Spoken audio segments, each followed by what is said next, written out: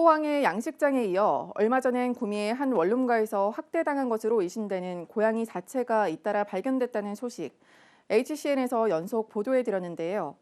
최근 관련법 개정으로 동물 학대 처벌 수위가 강화됐지만 여전히 미흡하다는 지적이 많습니다. 최한철 기자가 심층 취재했습니다.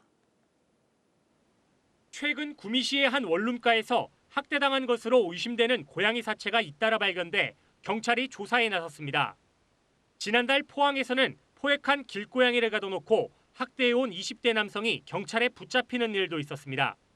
이처럼 동물학대 범죄는 해가 갈수록 늘고 있는 상황. 실제 통계를 보면 동물보호법 위반 사례는 지난 2017년 400여 건에서 2020년 1000여 건으로 3년 새 150% 가까이 늘었습니다. 현행법상 동물을 학대해 죽이면 최대 3년 이하의 징역이나 3천만 원 이하의 벌금을 받을 수 있도록 처벌이 강화됐습니다. 하지만 실제 실형으로 이어지는 경우가 드물어 처벌 강화의 실효성에 의문이 제기됩니다.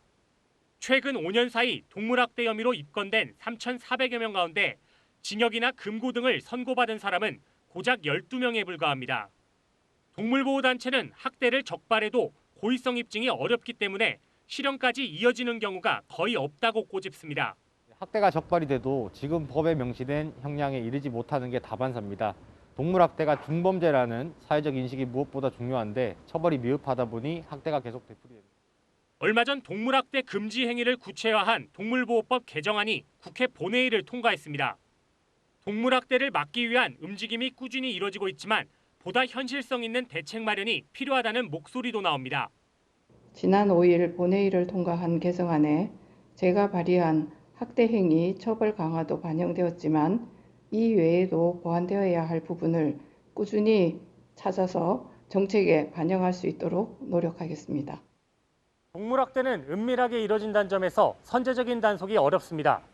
인식 개선 등 사회적 예방 장치가 필요한데 최근 일부 교육청에서 제정한 예방교육 조례를 정부 차원으로 확대하는 방안도 설득력을 얻고 있습니다. HCN 뉴스 최현철입니다.